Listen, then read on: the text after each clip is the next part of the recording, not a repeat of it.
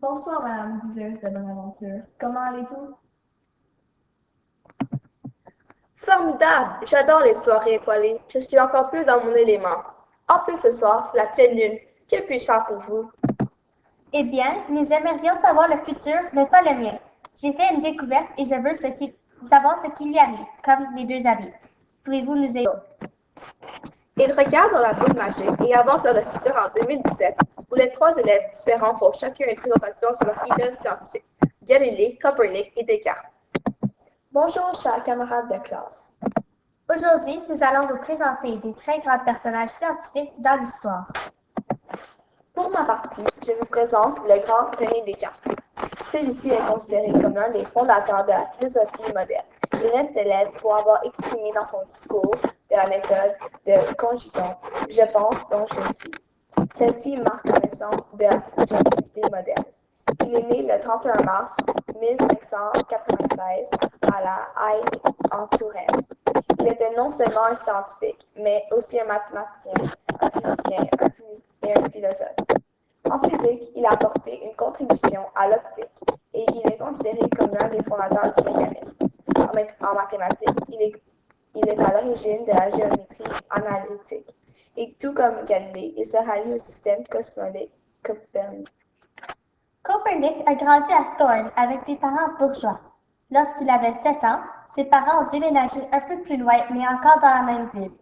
Quand son père est mort, il emménage avec son oncle, qui est le futur évêque de Ermeland.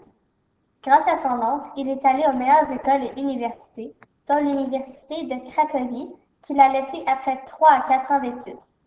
Il retourne chez son oncle, qui tenta de le faire élire chanoine, mais Copernic est parti avant d'avoir su s'il a été élu pour aller en Italie, étudier à l'université de Bologne. Il a étudié le droit civil et canonique et la philosophie. Il obtient le titre de docteur en droit canon à Ferrare en 1503. Ensuite, il retourne chez lui en Pologne et réintègre son diocèse. Il devient le docteur personnel de son oncle. Tout au long de ses études, Copernic s'intéresse à l'astronomie et fait quelques découvertes, dont le système Copernic. Il a aussi traduit quelques livres grecs et a écrit ses propres textes. Galileo Galilei naît à Pise en 1564. En 1587, il rencontre le célèbre professeur du collège romain, le plus prestigieux établissement d'enseignement de l'époque, le père jésuite Christopher Clavius. En 1592, il devient le professeur de mathématiques à Padoue et arrondit sa paie en fabriquant des instruments de navigation, des compas et des sextants. De 1597 au moins, Galilée s'intéresse à la chute des corps. En 1602, Galilée reprend ses travaux sur la chute des corps à l'aide de plans inclinés. La vie de Galilée connaît un tournant en 1609 lorsqu'il apprend l'existence de la lunette, objet inventé par un Hollandais qui servait davantage de jouet que d'instrument d'observation. En outre, Galilée, qui se déclare désormais ouvertement copernicien, s'engage vivement de querelles scientifiques et se mêle imprudemment des questions religieuses.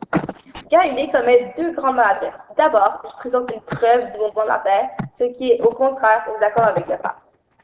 Malheureusement, pour la plupart des scientifiques, durant le temps du Moyen Âge, l'Église exerçait un pouvoir absolu, donc la majorité du temps, ils ne pouvaient pas partager leurs découvertes.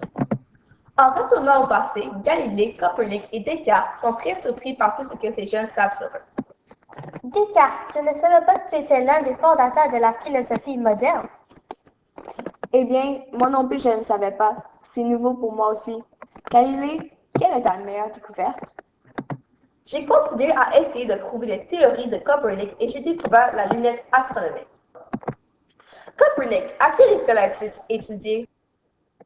Je suis allée à Ferrare en 1503 et j'ai aussi étudié l'astronomie et fait des découvertes comme toi.